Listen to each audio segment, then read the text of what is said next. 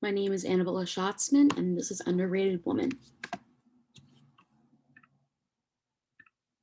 So I first wanted to start my research and my presentation off with this quote: "She overcame everything that was meant to destroy her."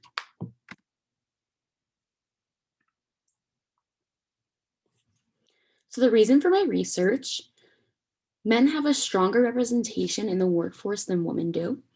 And as a young woman, I feel that it is important to be comfortable and represented in a professional environment. I also want to be able to have a sense of belonging in the workplace.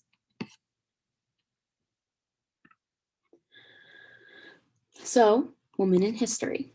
For my source, The History of Women's Work and Wages and How It Has Created Success for Us All by Janet L. Yellen on Brookings, I came across this passage. The gap in earnings between women and men, although smaller than it was years ago, is still significant. Women continue to be underrepresented in certain industries and occupations, and too many women struggle to combine aspirations for work and family. So, just a little historical background and some years that are important to women in history. In 1920, the ratification of the 19th Amendment happened, allowing women the right to vote. In 1930, 50% of single women and 12% of married women were in the labor force. Then in 1970, 50% of women and 40% of married women were in the labor force. In 1974, women gained the right to apply for credit without a male cosigner. And in 1978, the Pregnancy Discrimination Act was passed.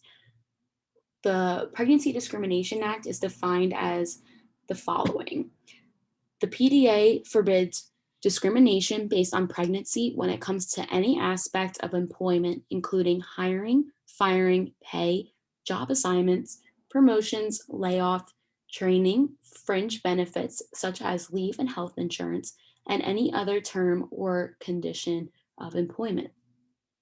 Also in 1978, sexual harassment in the workplace was recognized and access to birth control increased, which allowed married couples greater control over the size of their families and young women the ability to delay marriage and to plan children around their educational and work choices.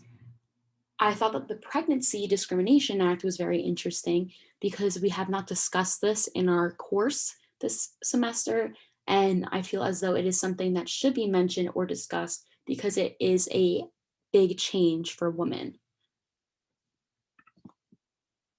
So, continuing with women in history, in 1972 to 1973, the campaign to ratify the ERA, or the Equal Rights Amendment, was created. So, the Equal Rights Amendment, or the ERA, is equality of the rights under the law shall not be denied or abridged by the United States or by any state on account of sex. And that is from our textbook. So, with that, the Stop ERA movement was created in response to the ERA campaign.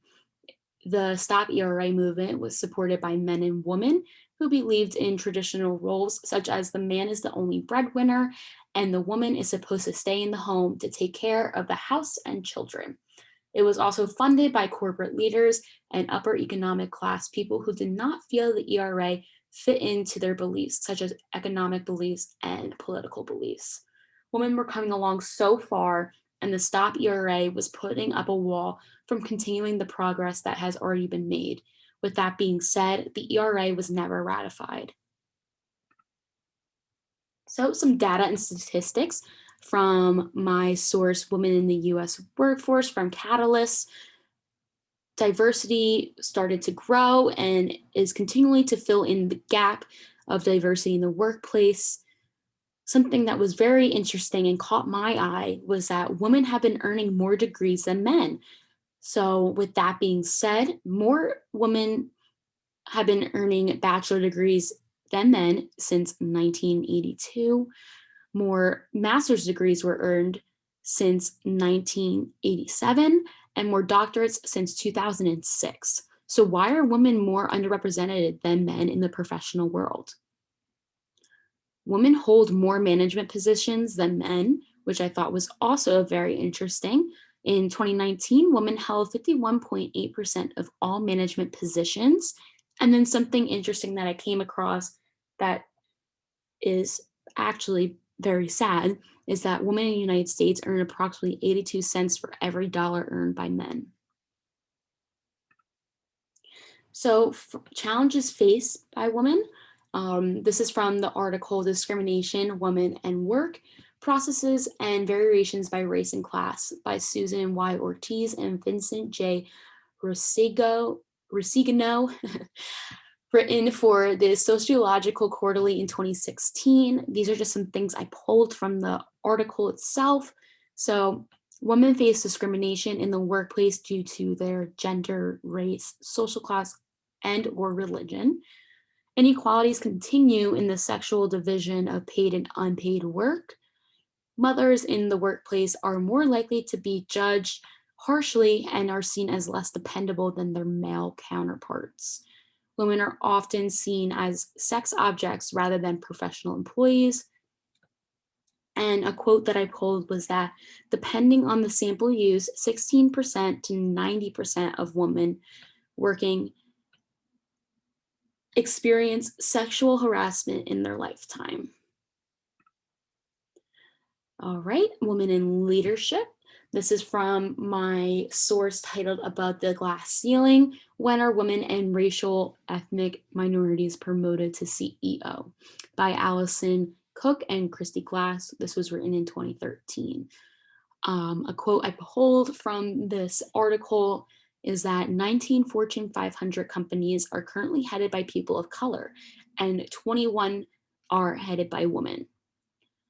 Some things I took out of this article are as followed. Men are more likely to be in a higher position than women and minorities. Women are seen as less competent than men in leadership roles, and minorities and women are more likely to accept precarious leadership offerings due to fear of it being their one and only chance. A term that I've been coming across with my research is the glass ceiling. So, to understand the glass ceiling, the definition is a metaphor used to represent an invisible barrier that prevents certain demographics from rising beyond a certain level in a hierarchical environment, such as referring to women. And this was originally coined about 40 years ago by feminists.